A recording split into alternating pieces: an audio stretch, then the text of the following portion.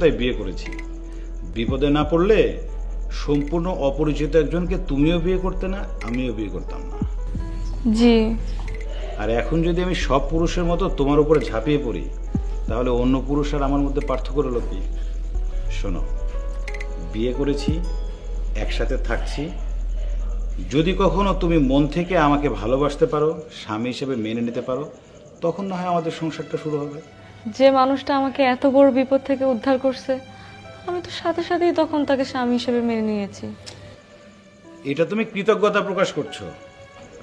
কৃতজ্ঞতা প্রকাশ করে এই কথাগুলো বলছো। কৃতজ্ঞতার ভালোবাসা তো এক জিনিস না। আমি আপনাকে যতটুকু চিনেছি, আপনি একজন ভালো মানুষ এবং এক কথার মানুষ। পৃথিবীতে এত খারাপ মানুষ, খারাপ মানুষের ভিড়ে কেউ যদি একটু ভালো কাজ করে, মানুষজন তখনই তাকে পীর পয়গম্বর ভেবে বসে। এটা ঠিক না। জি, যাই হোক, আপনার বাবা মা মনে হয় আপনার উপর অনেক রাগ করে আছে। শুধু আমার উপরে না, তোমার উপরেও তারা অনেক রাগ করেছে। আমি তো তাদের 32 বছর ধরে চিনি। তাদেরও তো অনেক স্বপ্ন ছিল আমার বিয়ে নিয়ে। স্বপ্নটা ভেঙে গেল, তারা তো একটু কষ্ট পাবেই। শোনো, তোমাকে সব মানিয়ে নিতে হবে। সংসারটা তোমার। আমার জন্য এমন হলো, তাই না? কারো জন্য কিছু হয় না।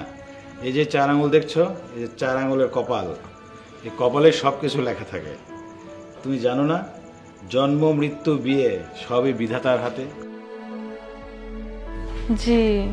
শোনো, এই বাড়িকে নিজের বাড়ি ভাববা, আর কোনো কিছু দরকার হলে আমাকে বলবা। এখন শুয়ে পড়ো। জি আচ্ছা। আমি বাইরে শুবো।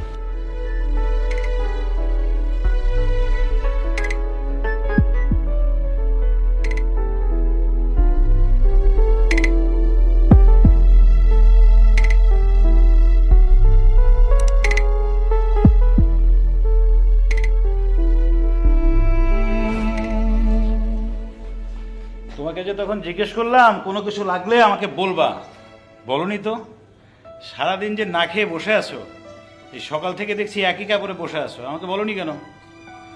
নাও, এই কাপড়টা চেঞ্জ করো। আর সারাদিন তো কিছু খাওয়া হয়নি, খাবারটা খেয়ে নেবা। আসলে কিভাবে বলবো, লজ্জা লাগতেছিল অনেক। শোনো, এই জীবনে লজ্জা পেলে কিছু হবে না। একটা কথা জানো না, যে সন্তান না কাঁদলে মাও দুধ দেয় না। তোমার নিজের অধিকার নিজেকেই প্রতিষ্ঠিত করতে হবে। জি আচ্ছা। এখন থেকে কোনো কিছু লাগলে লজ্জা না করে আমাকে বলবা। আর যদি লজ্জা করে বসে থাকো,